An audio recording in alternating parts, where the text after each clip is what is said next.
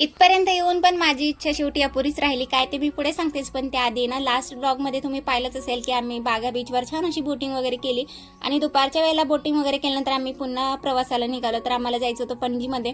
ही आहे गोव्याची राजधानी आणि ते भरपूर मोठे म्हणजे असे कसिनो आहेत ते मला पाहायचे होते आणि तीच माझी इच्छा होती, मला कसिनोमध्ये फिरायचं आहे. पण खरं तर आज आमचा लास्ट डे होता आणि आम्ही संध्याकाळच्या वेळेला आमचे तिकीट होते रिटर्नचे, त्यामुळे मग आम्ही काही फिरलो नाही आणि रात्रीच्याच वेळेला ते चालू असतात, त्यामुळे दिवसभर तिथे कोणीच नसतं. तर आम्ही फक्त लांबूनच पाहिले हे कसिनो आणि खूप छान होते. आणि त्यानंतर मग आम्ही गेलो होतो एका फेमस चर्चमध्ये, जे की आतमध्ये नो एंट्री होती, त्यामुळे आम्ही बाहेरूनच पाहिलं. तर खूप छान होतं बाहेरून पण. एकाच रेस्टॉरंटमध्ये व्हेज आणि नॉनव्हेज थाळी मिळणं तर खूप जास्त मुश्किल आहे आणि खरं तर अर्धा पाऊण तास आम्ही फिरल्यानंतर शेवटी आम्हाला गुगल मॅपवर सर्च करून पाहावं लागलं की जवळपास कुठे मिळते. तर त्यानंतर एका रेस्टॉरंटमध्ये गेलो, तिथे छान असं पोटभर जेवण केलं.